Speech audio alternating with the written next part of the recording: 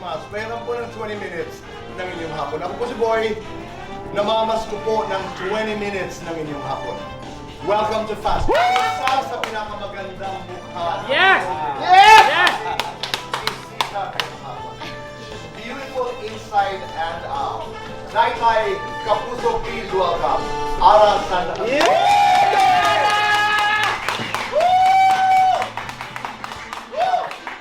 Christmas!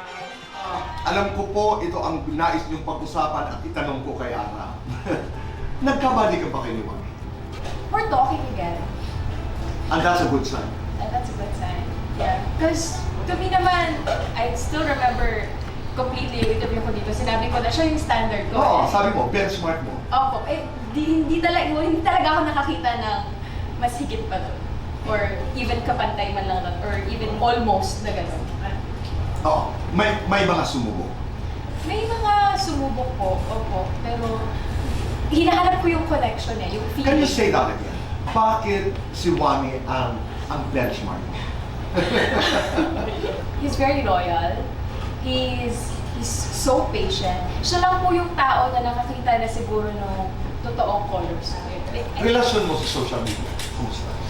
I don't like it. You do.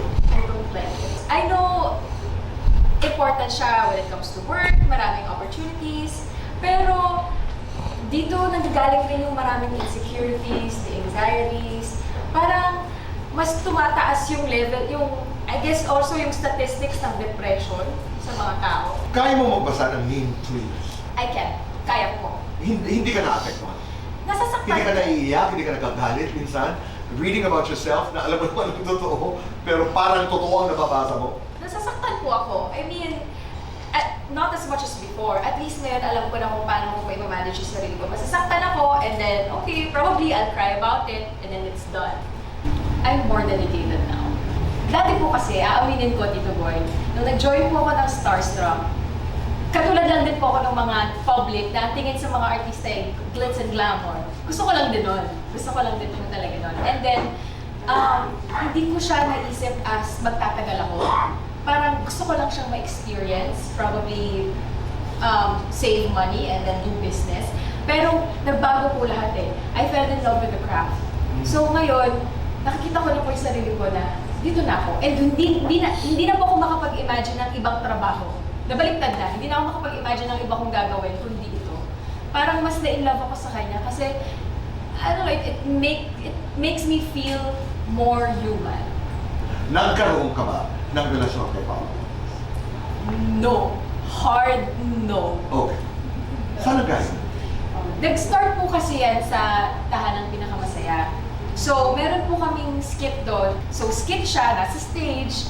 Love triangle kami ako, si Kuya Pao and si Kuya Beto. Yung mga tao, they cut out pictures of me and Kuya Paolo, tapos gumagawa sila ng mga articles, like mga headlines, na ako daw yung third party. So, nag-start po yun last year. I think it was also this time last year. Tapos, for some reason, nag-resurface po siya, itong news na to. And fake news, fake yung source, dun po siya galing. And I don't know why lahat ng karamihan sa mga tao naniniwala. Guilty or not guilty, may binaste na artista. Guilty. Guilty or not guilty, niligawan ng isang leading man. Guilty. Guilty or not guilty, tumakas sa kadate. Not guilty. Wait, no! Not guilty, not guilty. Lights on or lights off? Lights off. Happiness or chocolate? Chocolates. Best time for chocolates.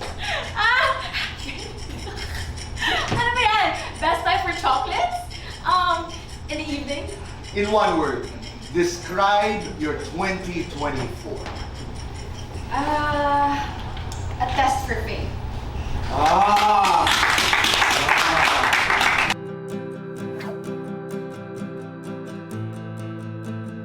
Christmas wish for Tito Boy, more love and happiness and peace because he deserves it. Ang lamig-lamig sa studio na to, plus kinakabahan ako. So hindi ko alam kung nag-word vomit din ako, tsaka parang medyo lutang ata ako, pero it was really fun. It's always exciting to talk to Tito Boy because I know how sensible he is and he's very insightful. So I do appreciate that.